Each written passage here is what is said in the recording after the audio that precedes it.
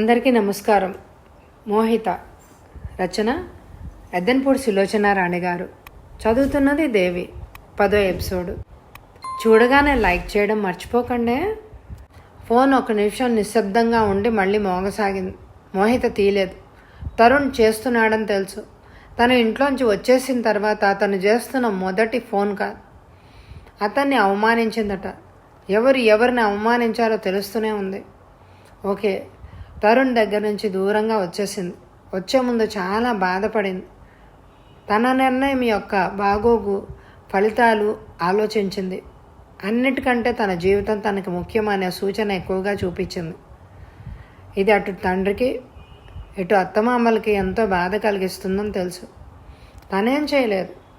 ఎన్నాళ్లను వారి కోసం తను బాధపడుతూ జీవితంలో వేగుతూ ఉంటుంది.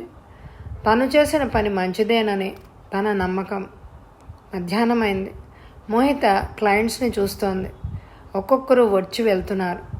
పద్మ 4ంటికి టీ బ్రేక్ ఇచ్చింది. మోహిత లోపల ఉన్న తన ఛాంబర్లోకి వెళ్ళి బిస్కెట్స్ తిని టీ తాగింది. టైం చూసుకుంది. ఈరోజు అను దగ్గరికి వెళ్ళాలి. రేపు శనివారం. వాడు తనతోటే గడుపుతాడు. వచ్చేటప్పుడు ఆనందంగానే వస్తాడు. మళ్ళీ ఆదివారం సాయంత్రం దింపడానికి వెళ్ళినప్పుడే మెడని కౌగిలించుకుని ఒకటే ఏడుపు.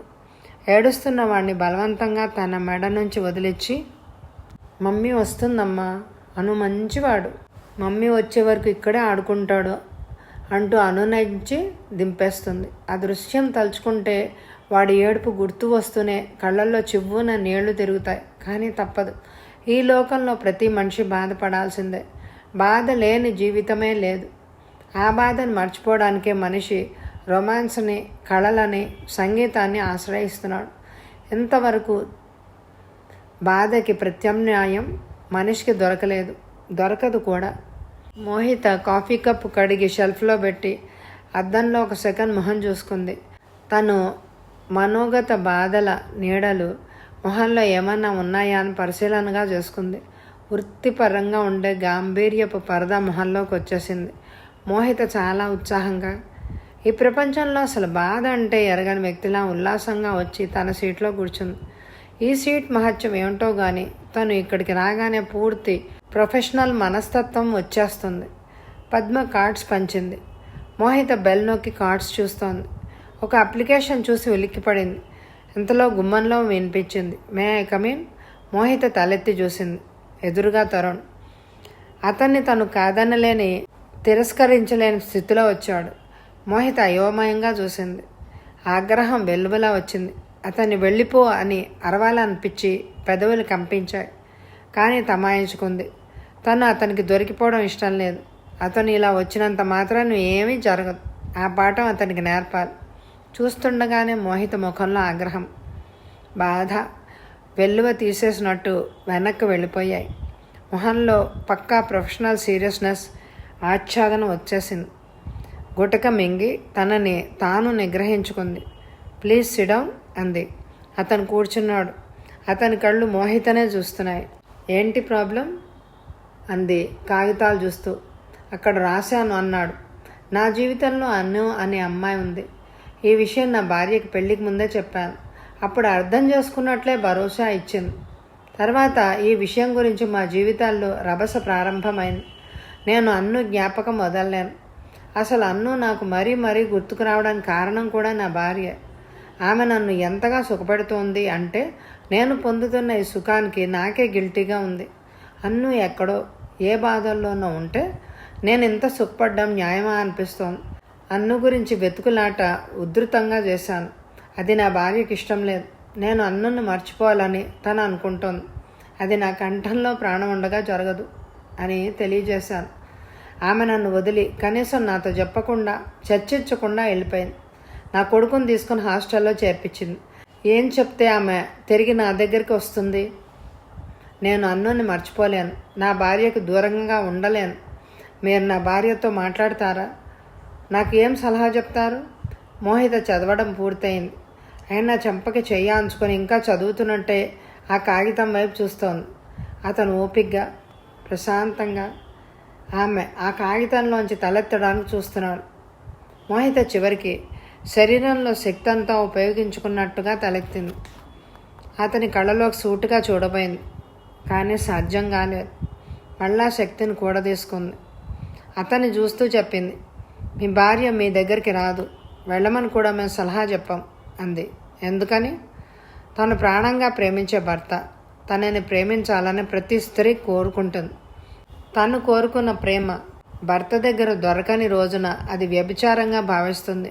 మీ భార్య కూడా అదే పని చేసి ఉంటుంది. మోహి ఆవేశంగా లేస్తూ ఏదో అనబోయాడు.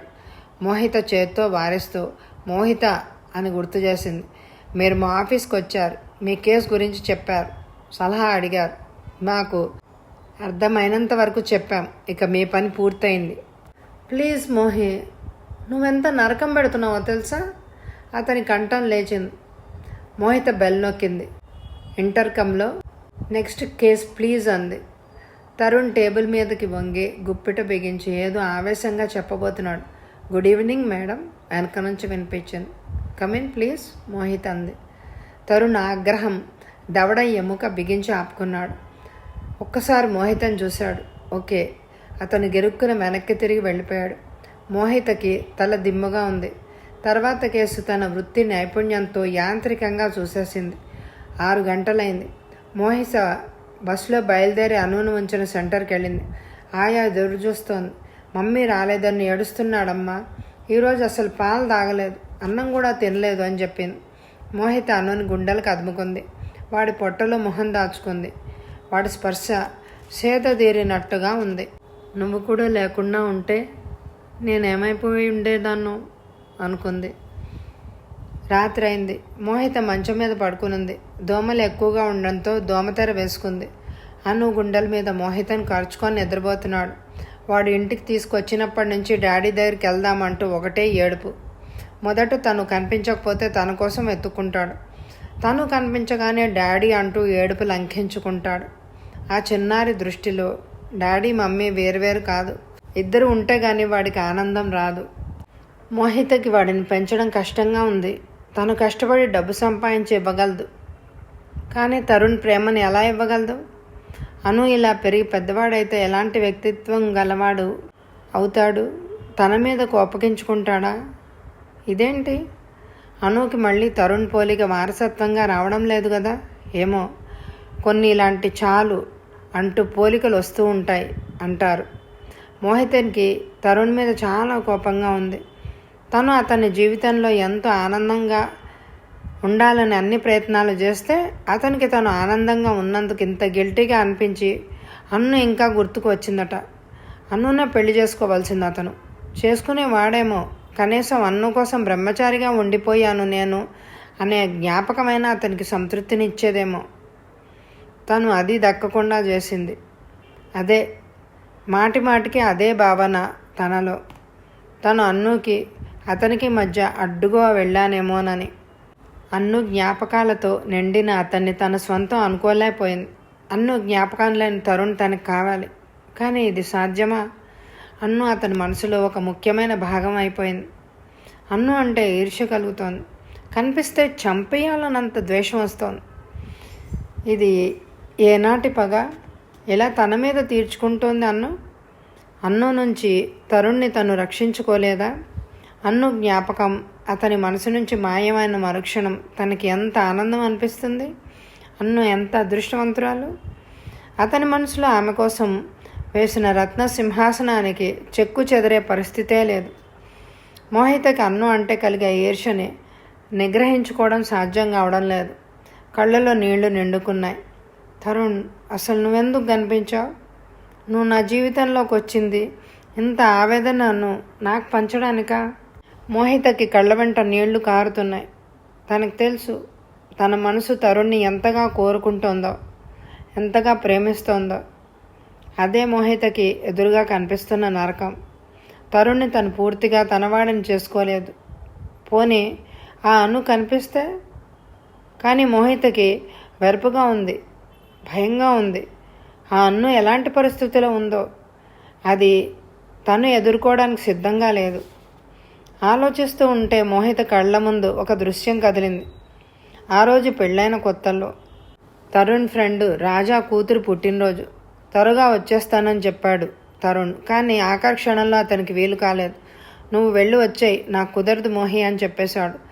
కానీ తరుణ్, నువ్వు వస్తే మనం వెళ్ళేటప్పుడు ఏదైనా ప్రజెంటేషన్ కొనుక్కొని వెళ్దాం అనుకున్నాం కదా, గుర్తు చేసింది.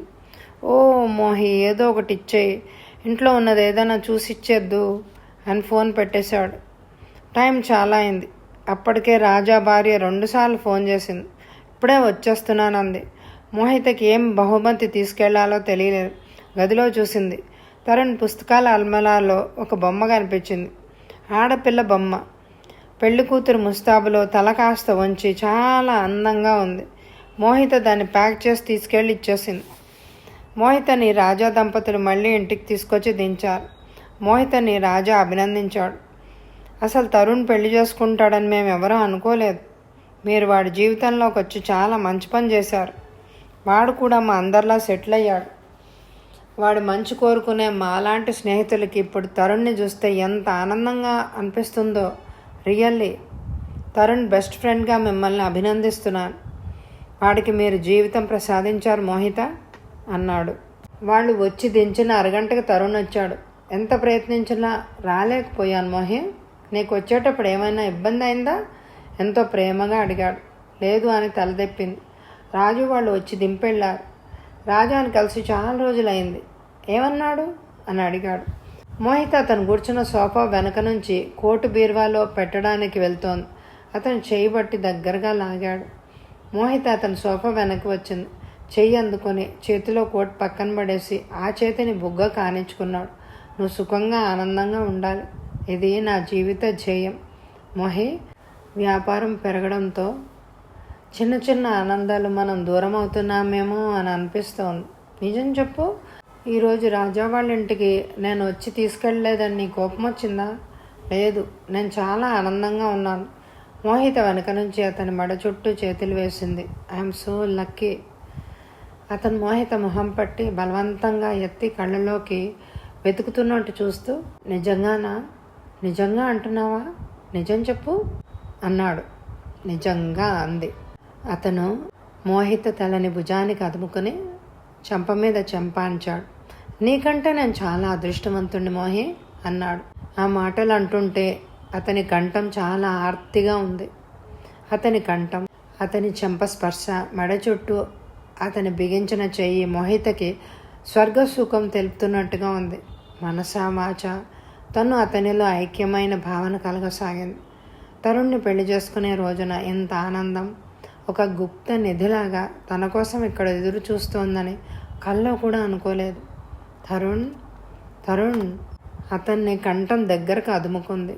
ఆమె వెచ్చటి ఊపిరి అతనికి తగులుతోంది. తరుణ్, నువ్వు నా ప్రాణానివి, నా జీవితం, నా ఊపిరి, అన్నీ నీకోసమే. నేను అసలు పుట్టిందే నీకోసం అని చెప్పాలనిపిస్తోంది. తరుణ్ నీ లోపల ఎప్పుడు లాక్కున్నాడో మోహిత చేయి పట్టి సోఫా చుట్టూ తిప్పి తన ఒడిలోకి లాక్కున్నాడు. మోహిత ముఖం మరుక్షణం అతని వెచ్చటి ఊపిరితో ముద్దులతో ముంచెత్తాడు. ఎంతలో ఫోన్ మోగింది. తరుణ్ పెదవులు మోహిత మొహం వదిలి ఈ లోకంలోకి రాలేనట్టుగా వచ్చాయి. అతని బలమైన వస్తువుని అతి జాగరూకతతో పక్కకి పెట్టినట్టు మోహిత భుజాలు పట్టుకొని సోఫాలో తన ఒడిలోంచి పక్కకు జరిపాడు. మునివేళ్లతో క్రాఫ్ సరిచేసుకుని వెళ్ళి ఫోన్ తీశాడు. ఓకే, పొద్దుటే నేను ఎయిర్పోర్ట్కి వెళ్ళి రిసీవ్ చేసుకుంటాను అని చెప్పేశాడు. ఉదయం రోబ్బేల్లో మెడ్రాస్ నుంచి వస్తున్నాడు. ఎయిర్పోర్ట్కి వెళ్ళాలి. అతను వస్తే మళ్ళీ 4 రోజుల పని. నాగార్జున సాగర్ తీసుకెళ్ళాలి అంటూ వచ్చి సోఫాలో కూర్చుని మోహిత ఒళ్ళో తలబెట్టుకొని పడుకున్నాడు. ఇప్పుడు చెప్పు, రాజా కూతురు పుట్టినరోజు బాగా జరిగిందా? అందరూ వచ్చారా? నువ్వు తప్ప అందరూ వచ్చారని అంది రాజా భార్య. మోహి, ఇల్లు చూసి ఇల్లాలని చెప్పవచ్చు అంటారు. బయట ఏ మనిషి అయినా అతని ఫ్రెండ్స్ని చూసి అతని వ్యక్తిత్వం చెప్పొచ్చు అంటారు. ఈ 2 విషయాల్లో నేను లక్కీ, అవునా కాదా? అది నువ్వు చెప్పాల్సిన సంగతి. నేను ఈ ప్రపంచంలో అందరికంటే చాలా అదృష్టవంతుణ్ణి. సరే కానీ ఇంతకీ రాజా కూతురికి ఏం ప్రజెంటేషన్ తీసుకెళ్ళా అని అడిగాడు. బొమ్మ. ఏ బొమ్మ? నీ పుస్తకాల అల్మరాలో లేదు అది. నా పుస్తకాల అల్మరాలో ఏం బొమ్మలు ఉన్నాయి? అతని కనుబొమ్మల ఆలోచనగా ముడిపడింది. అదే నగలు పెట్టి తల మీద కొంగుతో పెళ్లి కూతురుగా ఎర్రటి చీరగట్టి లేదు. తరుణ్ ఒక్క ఉదుటన లేచి కూర్చున్నాడు. అది ఇచ్చావా అడిగాడు. అవును. ఏ? అప్పుడు బజార్కి వెళ్ళే టైం లేదు. నువ్వు నువ్వు ఆ బొమ్మ ఇచ్చావా? పళ్ళు బిగువన అడిగాడు. అతని చెయ్యి గుప్పిడిగా మారింది. మనం ఇంకోటి కొందాంలే, అయినా మన ఇంట్లో చిన్నపిల్లలు ఎవరున్నారు బొమ్మలను చూసి ముచ్చటపడ్డానికే? మోహిత అంటుండగానే తను లేచి తనతో పాటు మోహితను ఒక్కసారి చెయ్యి పట్టి లాగివేశాడు. తరుణ్ ఏమిటిది అంటుండగానే అతను మోహితని బరబరా ఫోన్ దగ్గరికి ఈడ్చుకొచ్చి, రాజాకి ఫోన్ చేయి, సారీ చెప్పు, ఆ బొమ్మ ఒకరికి ఇచ్చేది కాదని, నీకు తెలియకిచ్చానని వెనక్కి వాపసు ఇవ్వమని అడుగు. అతను చెప్పడం కాదు, శాసిస్తున్నాడు.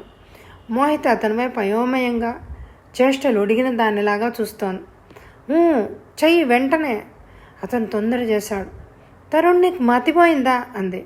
నువ్వు వెంటనే ఫోన్ చేసి అడగకపోతే నాకు నిజంగానే మతిపోతుంది. నేనేం చేస్తానో నాకే తెలియదు. అతని మాటలు పళ్ళ బిగువన ఆవేశం ఆపుకుంటున్నట్టుగా ఉన్నాయి. ఒకసారి ఇచ్చింది, అందులో చిన్న పిల్లకి పుట్టినరోజు బహుమతిగా ఇచ్చింది, మళ్ళీ అడగడమా? నువ్వు ఏమనుకుంటున్నావు అంది కోపంగా. నువ్వు చేస్తావా లేదా? నేను చేయను. రాక్షసి, నువ్వు ఏం చేసావో తెలుసా? అది అన్ను బొమ్మ. అలాగా, అయితే పీడ పోయింది. మరుక్షణం మోహిత చెంప చెళ్ళుమంది. ఒక్క నిమిషం తల అదిరిపోయింది. తనకి ఏమైందో తెలిసేసరికి తరుణ్ వెళ్ళి రాజాకు ఫోన్ చేస్తున్నాడు. మోహిత పెనుగులాడింది. నా కంఠంలో ప్రాణం ఉండగా ఆ బొమ్మని ఇంటికి రానియను, వద్దు, అడగొద్దు అరుస్తోంది మోహిత. అవతల నుంచి రాజా ఫోన్ తీశాడు.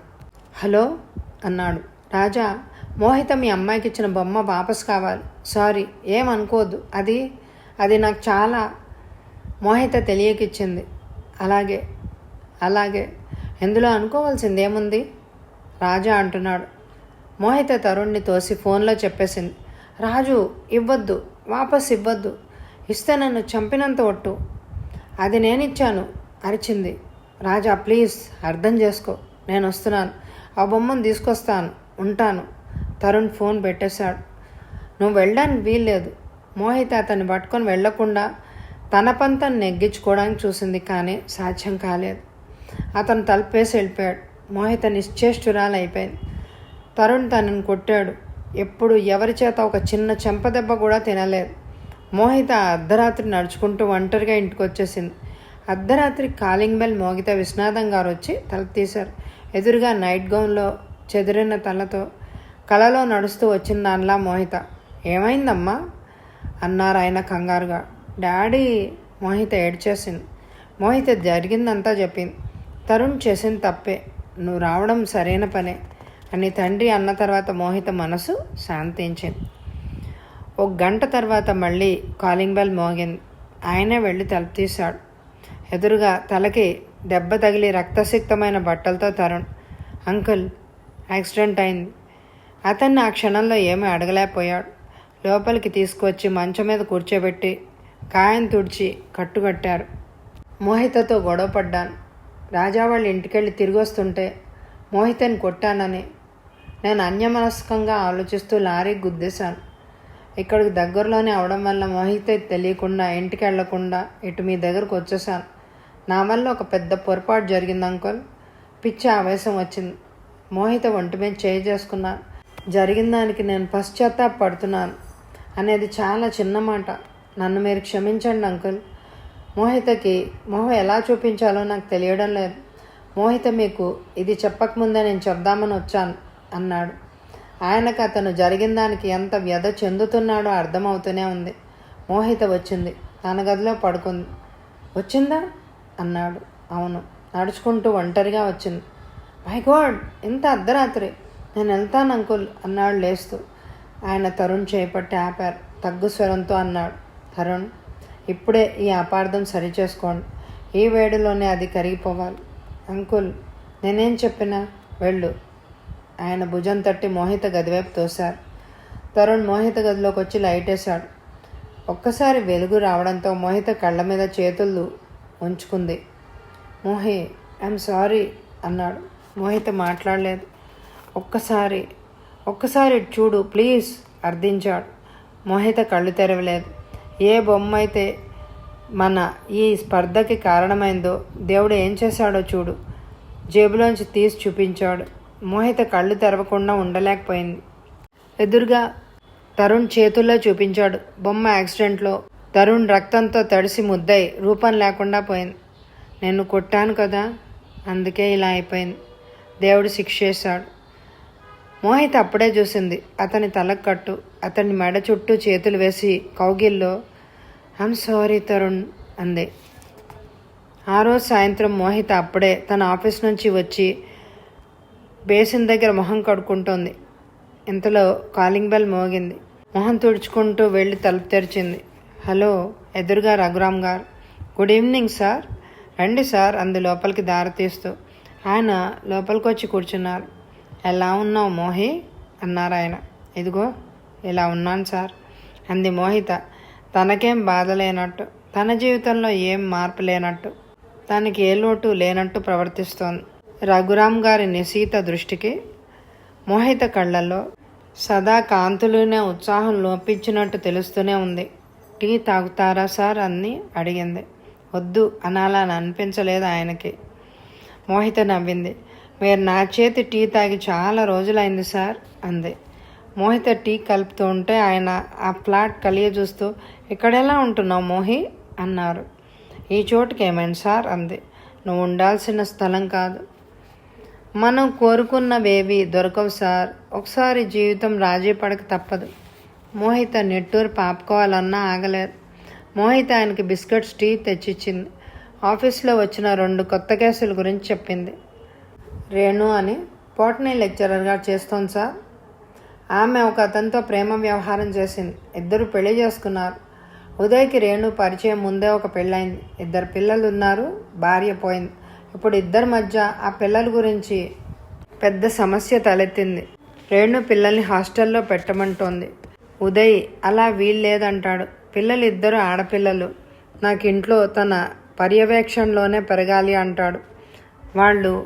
వాళ్ళుంటే తమ దాంపత్యం సజావుగా సాగదు. చీటికి మాటికి గొడవలు వస్తాయి అంటుంది రేణు. రేణు ఆడపిల్లల్ని ఎంత బాగా చూసినా ఉదయ్కి ఏమైనా లోపం జరుగుతుందేమోనని అనుమానమట. ఆ అనుమానం నేను భరించలేను. నా మీద నమ్మకం లేనప్పుడు ఇక ఆ పిల్లలకి నేనేదైనా చేయడం కూడా శుద్ధ దండగే అంటూ మండిపడుతోంది. ఉదయ్ రేణుల మధ్య మిగతా అంతా బాగానే ఉంది. కానీ ఈ ఒక్క విషయం మూలంగా వారి సంసారం విచ్ఛిన్నమయ్యే స్థితికి వస్తోంది అంది మోహిత. ఓసారి అంతే మోహి. మనుషులు తమ జీవితంలో ఏది ప్రాధాన్యతో దేనికి విలువివ్వాలో మర్చిపోతూ ఉంటారు. రేణు సవతి పిల్లల విషయం పూర్తిగా ఉదయ్కి వదిలేస్తే అసలు ఈ సమస్య తలెత్తేది కాదు. అతను అనుమానపడిన తర్వాత తెలుసుకుని అతనే సిగ్గుపడేవాడు. ఈ రోజుల్లో వచ్చిన తప్పులు ఏమిటి అంటే ఎవరికి వారు వాళ్ళ కాళ్ళ మీద నిలబడగలిగిన ఆర్థిక స్వతంత్రం ఇచ్చే వెసులుబాటు ఉందే, ఇది మనిషికి చాలా వరకు శాంతి ప్రసాదించేది పోయి అశాంతి పాలు చేస్తోంది. అవును మోహి, నీ చిన్నప్పుడు మీ ఇంట్లో ఎలా ఉండేది అడిగారు ఆయన. అమ్మ డిసిప్లిన్ కానీ మిగతా విషయాల్లో దేవత సార్. నువ్వు మర్చిపోలేని సంఘటన ఏమైనా ఉందా? నేనా? చాలా ఉన్నాయి. నువ్వు అమ్మా నాన్నతో పెట్టుకున్న జ్ఞాపకాలు కాదు మోహి, నీకుగా నువ్వు. మోహిత ఆలోచించింది. నాకేం గుర్తు రావడం లేదు. కప్పులు తీసుకెళ్ళి కడుగుతూ ఎందుకు సార్ అలా అడుగుతున్నారు అంది. ఏం లేదు, నువ్వు ఒకసారి చాలా మొండిగా చేస్తావు. ఒంటరిగా సమస్యల్ని ఎదుర్కోవడానికి పోరాడతావు. ఆ తెగింపు ధైర్యం ఎలా వచ్చాయని సహజంగా నీలా బాగా గారాబంగా అమ్మా నాన్నల అండదండలతో పెరిగిన వారికి అలాంటి ధైర్యం తక్కువగానే ఉంటుంది.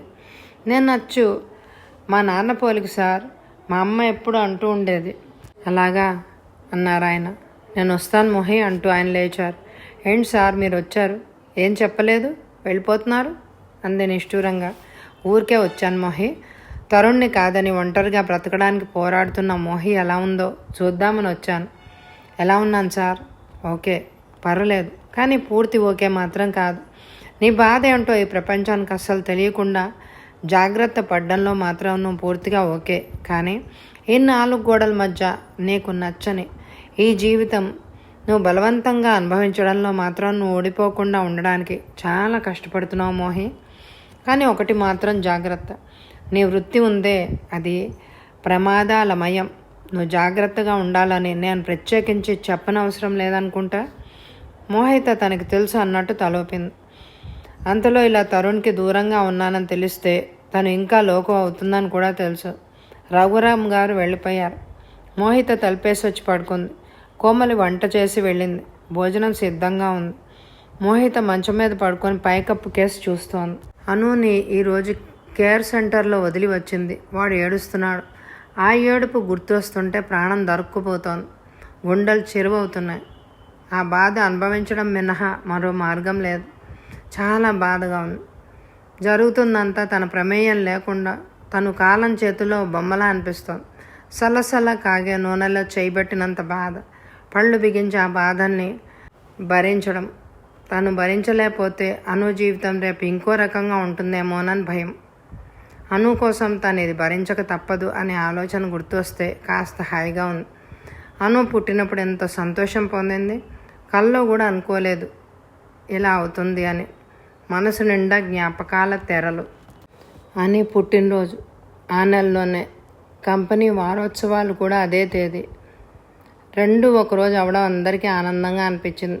లాభాలు బాగా ఉన్నాయి. చాలా అదృష్టమని నా ఫ్రెండ్స్ అందరూ అంటుంటారు. నేను అక్కడికి రావాలని అనుకున్నప్పుడు ఈ ఊళ్ళో నా కోసం ఒక దేవత ఉందని, ఆ దేవి దగ్గరకు చేరుకుంటానని అనుకోలేదు సుమా అన్నాడు తరుణ్. మీ పొగడ్తలు చాలించు. మోహిత కసిరింది. ఆహా, ఆనందంగా ఒకసారైనా చెప్పనీయవెందుకు? నా మనసులో ఎలా అనిపిస్తుందో నీకు తెలియనియొద్దా? కినుకుగా అడిగాడు. అవసరం లేదు. ఏమిటా తీర్పు? తీర్పు కాదు, ధీమా. మోహిత ఇన్విటేషన్ రాస్తున్నదల్లా పెన్ టేబుల్ మీద పెట్టి తరుణ్ తల మీద చెయ్యాంచి, ఇక్కడ ఏం జరుగుతుందో నాకు తెలుసు. నువ్వేం నాకు చెప్పక్కర్లేదు. నువ్వేం గుడ్డి మనిషిని పెళ్లి చేసుకోలేదని తెలుసుకో అంది. మోహిత అన్న ఆ తీరుకి తరుణ్ పక్కన నమ్మేశాడు. ఇలా రా చూడు, ఇన్విటేషన్ ఎలా రాశాడో చూడు. వార్షికోత్సవం, అను పుట్టినరోజు రెండు ఒకరోజున అయిన మా శుభదిన సందర్భంలో కుటుంబ సమేతంగా వచ్చి ఆ ఆతిథ్యం స్వీకరించి మా ఆనందం పంచుకోవాల్సిందిగా ఆహ్వానిస్తున్నాం.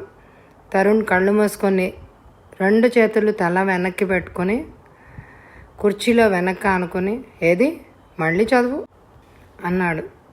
మోహిత చదివింది. కంపెనీ వార్షికోత్సవం, మా అను పుట్టినరోజు అన్నదాంట్లో అను పుట్టినరోజు మొదట రావాలి. అను విషయం రెండోది రావడం నాకు బాగాలేదు అన్నాడు. సిల్లిగా మాట్లాడక తరుణ్. కంపెనీ వచ్చిన తర్వాతనే మన అను వచ్చాడు. కంపెనీ నీకు మొదటి బిడ్డ అని నాకు తెలుసు. కంపెనీ వార్షికోత్సవాన్ని మొదట ఉంటే తప్పేం లేదు. మన అనుని తక్కువ చేసినట్టేం కాదు. సీనియారిటీని ఎవ్వరం కాదనలేం. కంపెనీకి ప్రాధాన్యత ఇస్తే అనుని తక్కువ చేసినట్టు ఏం కాదు. అలా అనుకుంటే వాళ్ళు మూర్ఖులన్నమాటే అంది. ఇన్విటేషన్ చివరికి మోహిత అన్నట్లే నిర్ణయమైంది. ఏ రకమైన ఇన్విటేషన్ ప్రింట్ చేయాలన్నది నిర్ణయం చేయడానికి తర్జన భర్జనలు జరిగాయి. మోహిత బంగారు రంగు మీద మెజెంటా రంగు అక్షరాలు సెలెక్ట్ చేసింది. ఇన్విటేషన్ సింపుల్గా అందంగా ఉంది. తరుణ్ గ్రీన్ కలర్ మీద బంగారు రంగు అక్షరాలు ఎన్నిక చేశాడు. అది చాలా గ్రాండ్గా ఉంది. ఇద్దరి మధ్య తెరలాగా తెగలేదు. ఒకరిని ఒకరు ఒప్పించుకోవడానికి విశ్వ ప్రయత్నం చేశారు. చివరికి మోహిత వెళ్ళి టీవీ చూస్తున్న అత్తయ్యని మావయ్యని అడిగింది. అత్తయ్య, మావయ్య, నేను ఇది సెలెక్ట్ చేశాను, ఇది తరుణ్ సెలెక్ట్ చేశాడు. రెండిట్లో ఏది బాగుందో చెప్పండి అంది. రమానందం గారు మోహిత సెలెక్ట్ చేసింది బాగుందన్నారు. పరిమళమ్మ గారికి కొడుకుని ఒంటరి వాడిని చేయడం ఇష్టం లేదు. తరుణ్ సెలెక్ట్ చేసింది బాగుంది అంటూ చెప్పేసింది. ఎలా? ఓట్లు సమంగా వచ్చాయి అంది మోహిత పరిష్కారం దొరకలేనట్లుగా చూస్తూ. ఇంకో ఓటు ఉందమ్మా అన్నారు రమానందం గారు. ఎవరు మావయ్య? మీ నాన్న ఉన్నాడుగా. నాన్న ఊర్లో లేరు మావయ్య, రాజమండ్రి పెళ్ళికి వెళ్ళారు. రాని తొందర ఏముంది, ప్రింట్కి టైం లేదు. ఆయన ఆలోచించారు. మా నాన్న ఉన్నాడుగా, వాడి అభిప్రాయం అడుగుతామన్నాడు. పసివాడు, వాడి మొహం వాడికేం తెలుస్తుంది మావయ్య? ఎందుకు తెలియదమ్మా, రెండు వాడి ముందు పెడదాం. వాడు మొదట ఏది చేత్తో తీస్తే అది ఎన్నికైనట్టు. అదే చేద్దామంది పరిమళమ్మ గారు. మోహిత రెండు కవర్లు డైనింగ్ టేబుల్ మీద పెట్టింది. రమానందం గారు మనవడిని ఎత్తుకొచ్చి, రారా నాయనా, నీ తీర్పు మాకు చాలా ముఖ్యం. చూడు, ఎవరి పక్షం వహించి ఎవరిని గెలిపిస్తావో అంటూ అనుని టేబుల్ మీద కూర్చోబెట్టి ఇన్విటేషన్ని బొమ్మల్లా కదిపారు. అను చేయి చాచి బంగారపు రంగు కవర్ మీద చేయి వేశాడు. అమ్మ దొంగ, నువ్వు అమ్మ పక్షమే అన్నారాయన. మోహిత ఒకసారి కొడుకుని అమాంతం ఎత్తుకొని కౌగిలించుకొని ముద్దు పెట్టుకుంటూ థ్యాంక్స్ రా నాన్న అంది. కొడుకు ఎప్పుడు అమ్మ పక్షమే అంది పరిమళమ్మ గారు. వాడు అచ్చు వాళ్ళ నాన్న కొడుకి, అందుకే అలా చేశాడు అంది. చూసావా అమ్మ, మీ అత్తయ్య ఓడిపోయినా తనదే గెలుపంటోంది అన్నారు రమానందం గారు. తరుణ్ భోజనాల దగ్గర తెచ్చిపెట్టుకున్న సీరియస్నెస్తో కూర్చున్నాడు. పడుకోబోతుండగా మోహిత అతని మెడ చుట్టూ చేయేస్తూ, నేను ప్రెస్కి ఏం చెప్పానో తెలుసా? నువ్వు సెలెక్ట్ చేసిందే ఇచ్చాను అంది. అలా ఎందుకు చేశావు?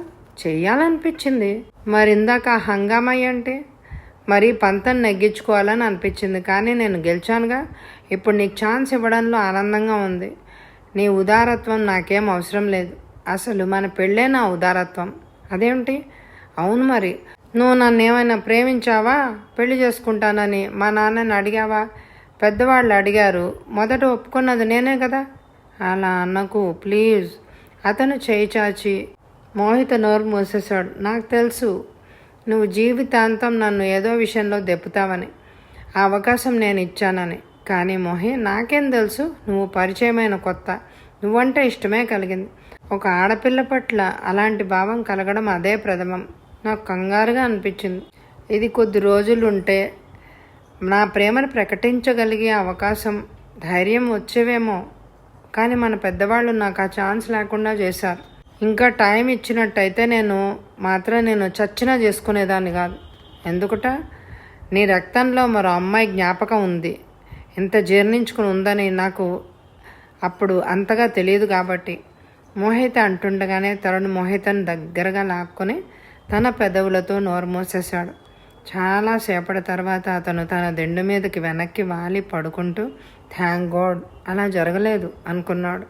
ఏమిటి గొణుగుతున్నావు అంది మోహిత. తరుణ్ మోహిత అన్నమాట గుర్తు చేశాడు. థ్యాంక్ గాడ్ నేను కూడా అనుకుంటున్నాను అంది చిరునవ్వుతో. అలసిన ఆ మొహంలో మనోహరమైన ఆ చిరునవ్వు అతని మనసుని పూల బంధంలాగా చుట్టేసింది. మోహిత ఇష్టానుసారం పార్టీ ఎక్కడో హోటల్లో కాకుండా ఇంట్లోనే ఏర్పాటు చేశారు. క్యాటరింగ్కి ఆర్డర్ ఇవ్వడంతో మోహితకి పరిమళమ్మ గారికి అలసట లేకుండా పోయింది.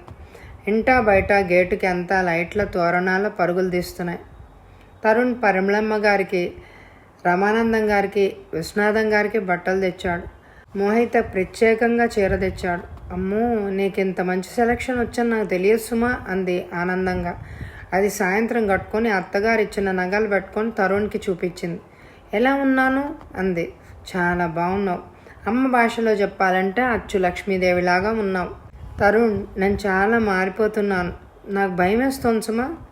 ఏమైంది మోహే? నాకప్పుడే పెళ్ళి, ఒక బిడ్డకి తల్లిని, ఒక గృహస్థురాల్ని. చూడు, ఈ పార్టీ, ఈ ఇల్లు, ఈ అతిథులు, నాలో ఇంకొక వ్యక్తిత్వం ఆవహించినట్టుగా అనిపిస్తోంది. అందరూ నిన్ను అదృష్టవంతురాలివి అని అంటున్నారు. నిన్ను నా గురించి వేరే ఎవరో నాకేం చెప్పనవసరం లేదు. నీలా అనుమానాలేమీ నాకు లేవు. షూర్ రెట్టించింది. డబుల్ షూర్, ఖచ్చితంగా అన్నాడు.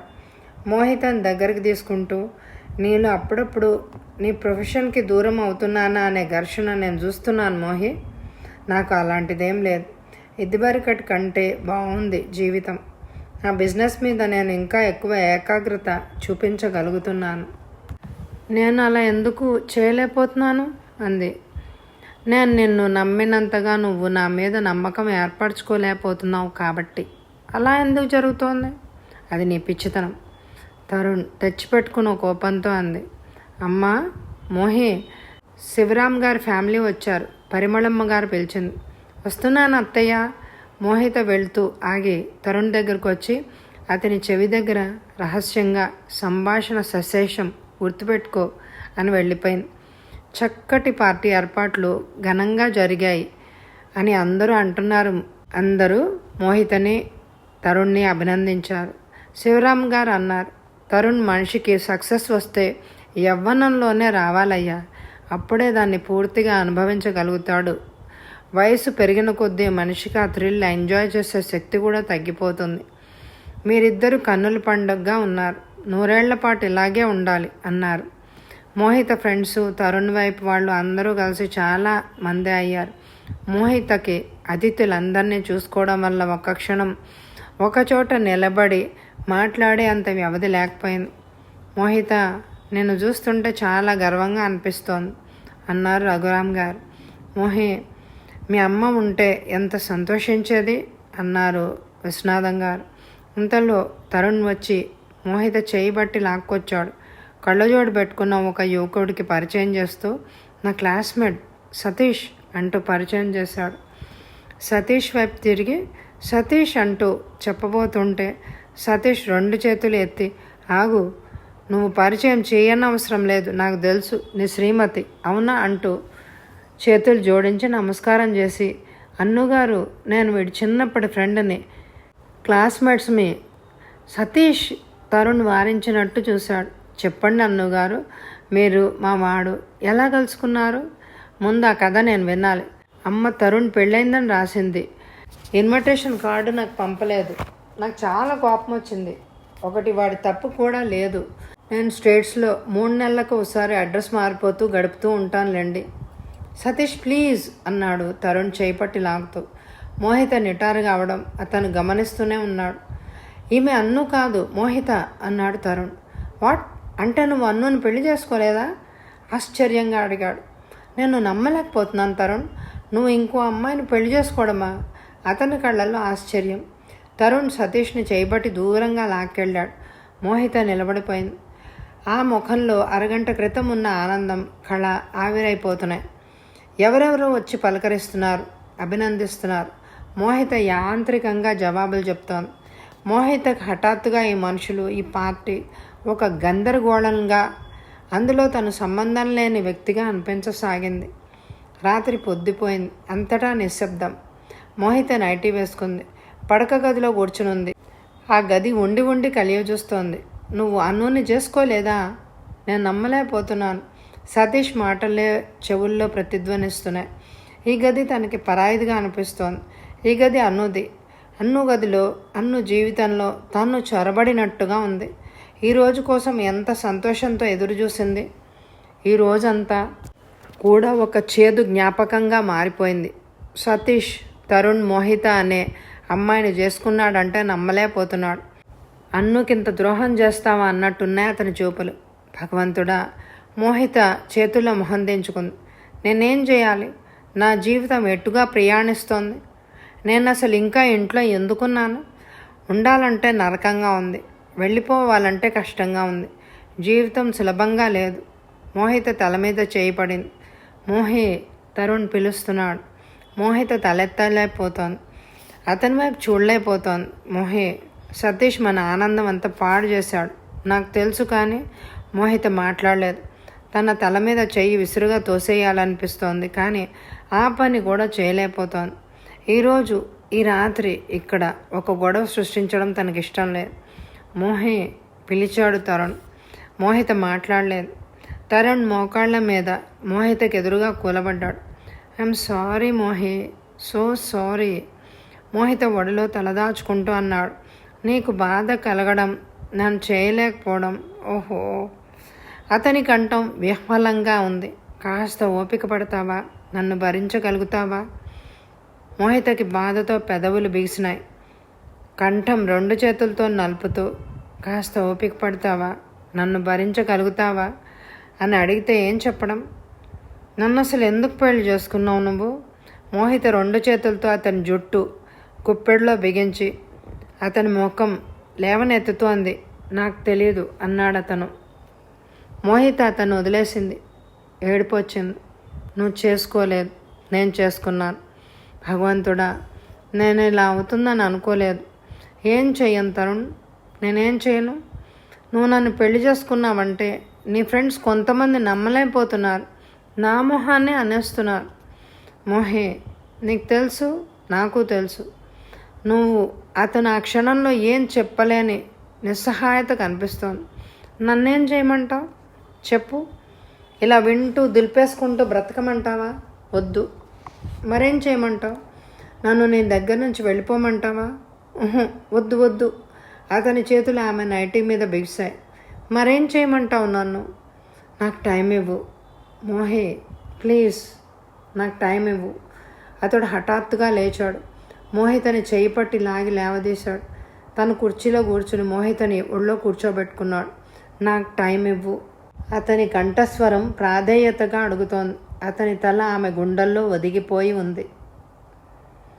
వచ్చే ఎపిసోడ్లో కథ కొనసాగుతుంది. ఈ ఎపిసోడ్కి దయచేసి ఎక్కువ లైకులు ఇవ్వండి. Thank you very much my dear friends.